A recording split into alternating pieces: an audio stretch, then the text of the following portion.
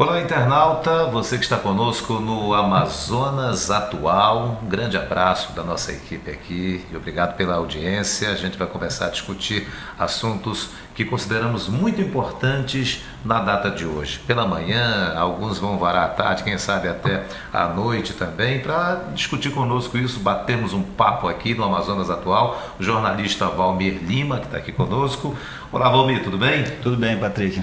Nós temos também aqui o outro colega de trabalho que acompanha a gente, faz esse trabalho conosco toda vez e que eu estou aprendendo a conversar com eles também, porque eles estão anos-luz na minha frente nesse trabalho todo, dessa área nova que eu estou entrando também e que, volto a dizer a você, a gente sente um prazer enorme de participar disso também. Então, muito obrigado pelo Kleber Oliveira, bater um papo conosco, jornalista também. Kleber.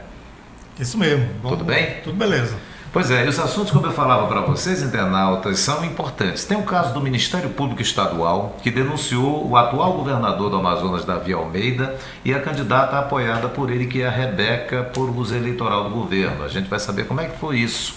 E também vamos discutir aquelas perguntas que o Lewandowski fez ao colega dele, que é o Gilmar Mendes, sobre a eleição aqui no Amazonas. Você sabe quais são essas perguntas?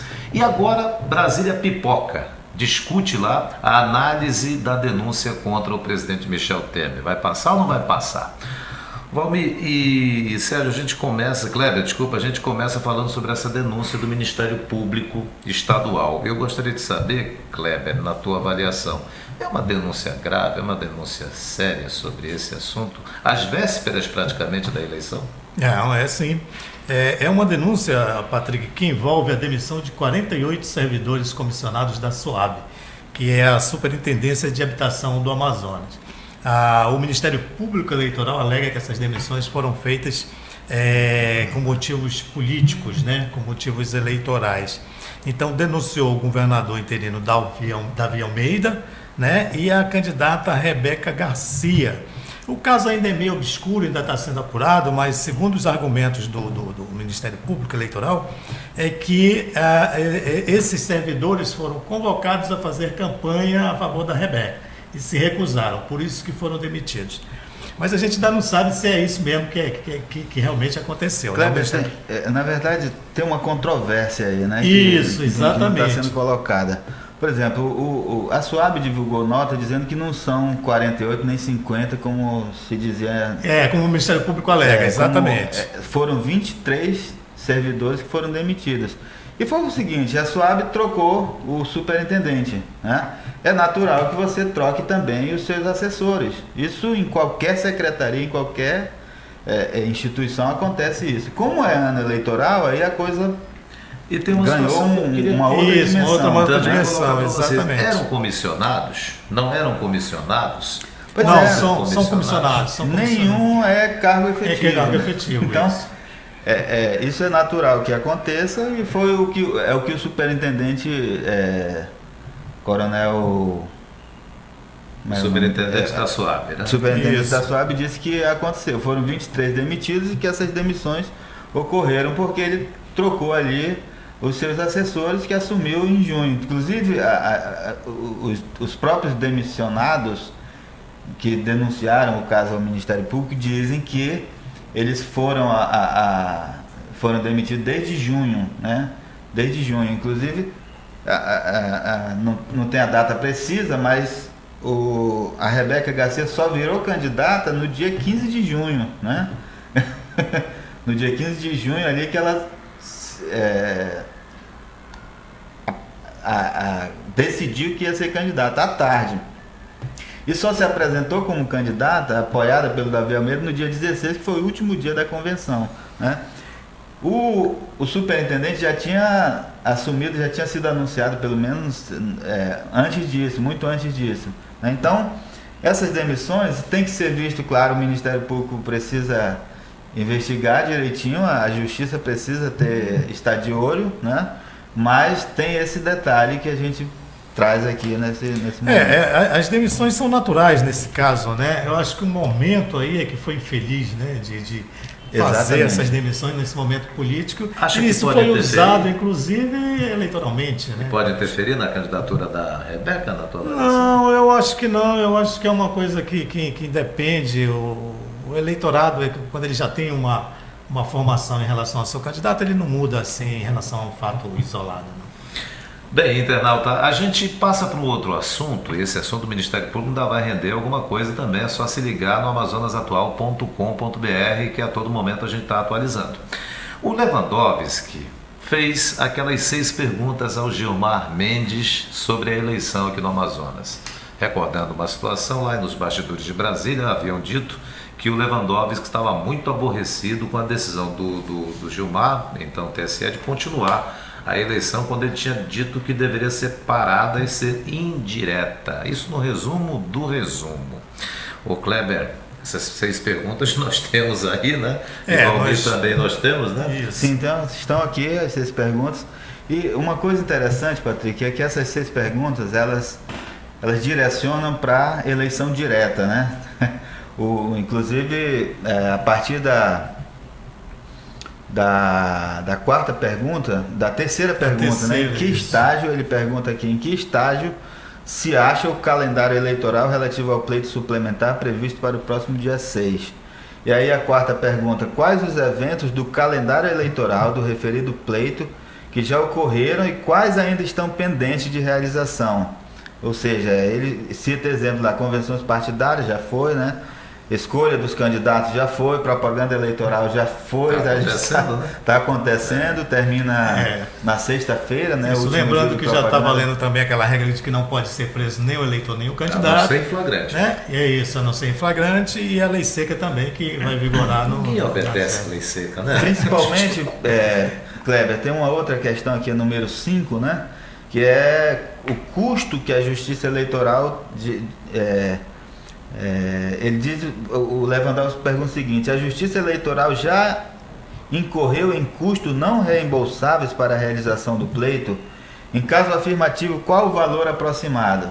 A gente ouviu aí do TRE, né, quando a eleição foi suspensa, mais ou menos um mês atrás, né, que já havia sido gasto 9 milhões de reais na eleição. 9,5 milhões de reais. Ia gastar um pouco mais para a realização do primeiro turno, com uma previsão de mais 8 milhões para a realização do segundo turno, né? Então, deve estar aí próximo de 10 milhões esses gastos com a eleição. Significaria um prejuízo imenso em caso de suspensão da eleição, né, nessa altura do campeonato. Aí ele pergunta, na pergunta número 6, já houve deslocamento de equipamentos, servidores, membros das Forças Armadas e de Segurança Pública às distintas regiões do Estado para a realização do pleito? Quer dizer, já houve deslocamento de pessoal do TRE, né? Transporte de urna, já houve. Exatamente. Né? Inclusive, Valmir, a autorização do presidente da República para o uso de tropas federais também já foi dada. Já foi dada. Né? Então, a gente ainda não tem informação de que essas tropas já viajaram. Não, né? ainda não. Aí, isso ainda não. E as forças de segurança também já estão organizadas para se deslocar. Ainda não houve o deslocamento, né? Então são essas as questões feitas. A primeira questão aqui é como se encontra o andamento do processo do recurso ordinário, né, que esse recurso é no TSE, um recurso ordinário que o Henrique Oliveira questiona lá a eleição, né, questiona a cassação e pede a suspensão da eleição. O Lewandowski quer saber também sobre esse processo. E qual a praxe do TSE, ele pergunta, qual a praxe do TSE no que toca à imediaticidade da execução de seus julgados na hipótese de cassação de mandato eletivo.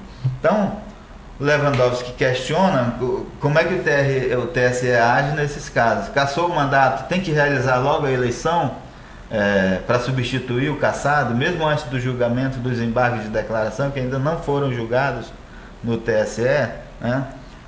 Nessa questão aqui, aí a resposta seria favorável à eleição indireta, né? Porque até então, isso aqui é uma eleição totalmente atípica, né? É a primeira eleição de um governador cassado, de governador por motivo de cassação. até o último cassado não havia eleição direta, né?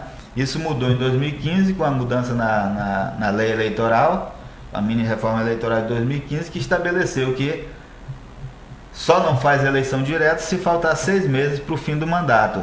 Até então eram 2 anos, né? Então, no caso de cassação depois do 2º ano de mandato, deveria ser indireta pela Assembleia Legislativa.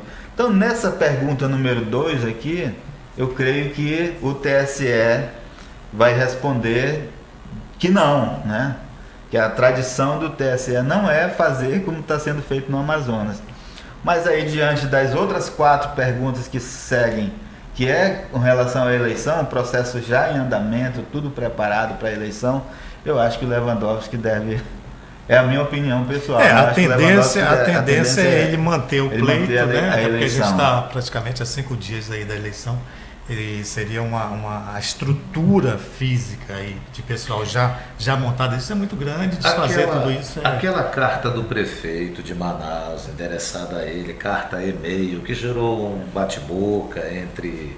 Bate-boca, acho que não é bem o termo, mas ele gerou uma resposta do governador do estado, Davi Almeida, ao próprio prefeito de Manaus, que depois replicou, fez a contrapartida da resposta também. Ficou um jogo lá que agora parece que os dois estão calmos, né?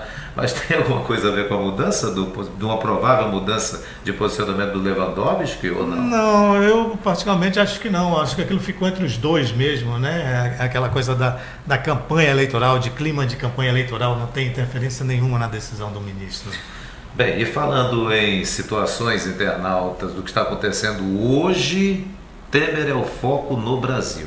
Eu estava acompanhando aqui que já ocorreram em 9 estados protestos contra o presidente Michel Temer. É que a Câmara dos Deputados analisa aquela denúncia contra o Michel Temer. Num apanhado bem rápido, ocorreram a fase da discussão, só que os governistas queriam interromper a discussão e partir logo para a votação. Os contrários a Temer disseram que não concordavam com isso e eram favoráveis à leitura completa de tudo aquilo, de toda a denúncia. Sugeriram até obstrução também por lá. E aí entraram aqueles debates, aquelas situações acaloradas, e eu entro nesse aspecto. Como é que está no meio de tudo isso, hein? Como é que está a bancada federal, os 8 deputados federais, hein, o Kleber? Será que já teve partido com o PSDB que já disse, vota contra o presidente, mas o democrata disse assim, vota a favor, fechou questão. E eles ficam como os nossos representantes? Olha, até agora, o único que se manifestou na tribuna da Câmara foi o deputado Silas Câmara, né? Declarando, inclusive, seu voto a favor do presidente e contra a aceitação da denúncia. Os demais não se manifestaram em discurso, né? O que a gente tem são posicionamentos dele de pesquisas, de levantamentos feitos pelos grandes jornais sobre como votariam, né, os deputados. Por enquanto, quem declarou que vota a favor do presidente também foi o Sabino Castelo Branco, né? E o Issa Abraão disse que vai votar a favor da denúncia, contra o presidente, contra o Temer e pela aceitação da denúncia. Os demais não emitiram opiniões, alguns se declararam indecisos, né? Alfredo Nascimento e Conceição Sampaio se declararam indecisos. O Arthur Virgílio Bisneto, Átila Lins, Paulderney Avenino não declararam o voto publicamente. Pois é, a gente tem atualizando as informações, internauta, que o painel lá da Câmara dos Deputados está registrando neste momento 384 deputados presentes na Câmara. Esse número já é suficiente para votar a denúncia, Valmir. Exatamente. Agora eu queria comentar, eu até fiz um comentário no meu blog, né, que essa desculpa dada pelo Silas Câmara para votar a favor do Temer é muito esfarrapada, né? A desculpa de que ele é a favor, o PRB, ele coloca na conta do partido, né? O PRB é a favor da investigação da denúncia, mas só depois do Temer sair do governo, porque geraria uma instabilidade para o país. Mas instabilidade que a gente está vivendo na política nunca existiu, né? A popularidade do presidente está no chão, praticamente, né? 5% de aprovação do governo Temer. Então, inclusive a minha base de apoio dele no Congresso está dividida, né? Ele não tem uma sustentação partidária. Não tem. E outra coisa, é o crime, né? A denúncia, né? Não o crime, a denúncia tem fortes elementos, né? Corrupção passiva e uma suspeita de que o beneficiário daquela mala de dinheiro que foi dada para um assessor dele era para ele, né? Então tem tudo isso e o procurador disse que tem provas robustas, né, sobre, e os deputados estão dizendo não, mas não vamos investigar. A Câmara não está votando a condenação ou a absolvição do Temer, está votando para dizer que ele deve ser investigado ou não deve ser investigado. E os deputados vão negar isso ao país, os parlamentares? Eu acho que nesse momento era o momento de dizer sim, porque o presidente precisa ser investigado. As denúncias, eu acho que o Procurador-Geral da República não é tão irresponsável para fazer uma denúncia sem qualquer fundamento, né? Então, tem aí essa votação de hoje, a gente vai acompanhar para ver como é que vão votar os deputados do Amazonas. Agora, Kleber Oliveira, até a UNB, que é uma importante universidade do nosso país, a Universidade de Brasília, paralisou completamente as atividades dela esta manhã em protesto contra o presidente. Exato, Patrick. O momento aí ele é muito delicado, porque essa votação ela ocorre num ano que é véspera de ano eleitoral, né, que se vai escolher os novos deputados federais, senadores e o presidente da República. Então, os deputados na Câmara não querem se indispor com o seu eleitorado, né? E os que pretendem se indispor com o seu eleitorado votando a favor do presidente, como o Valmir bem colocou, colocam isso na conta do partido, né? Então, quer dizer, o voto aí é um voto meio... como é que eu diria, um voto não muito concreto, né, não muito convicto, né, da defesa do presidente, justamente por causa dessa questão do ano de pré-eleição. Eu acho que os deputados estão pisando em ovos aí em relação ao presidente Temer. Pois é, internauta aí, acompanhem conosco essas informações no nosso site de notícias, que é o amazonasatual.com.br. Até o fim do dia, lá em Brasília, estão dizendo que está uma feira livre lá de discussão, lá no próprio plenário. Vamos saber como é que vai ficar. Você acessa com a gente e fica ligado nas atualizações. Muito obrigado, jornalista Kleber Oliveira, pelo bate-papo aqui. Só queria alertar aí os internautas, Patrick, para conferir lá no site do Amazonas Atual. O TRE mudou o endereço de algumas zonas eleitorais de votação para o dia da eleição de domingo. Principalmente os eleitores da segunda zona eleitoral. Muito importante. São dois colégios, né, que funcionavam como seções, e agora essas seções vão passar a funcionar na Escola de Tecnologia da UEA, ali na Daci Vargas, no Parque 10. Para você não ter dúvida nenhuma, acesse o Amazonas Atual, porque tem essas informações sobre essas mudanças que ocorreram. Valmir Lima, muito obrigado também aqui pelo bate-papo. Ok.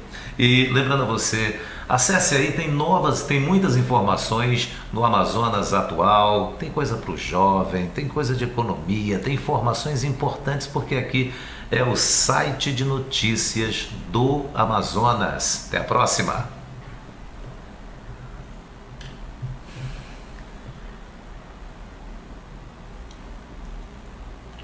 Desligou aqui, ó. Voltou?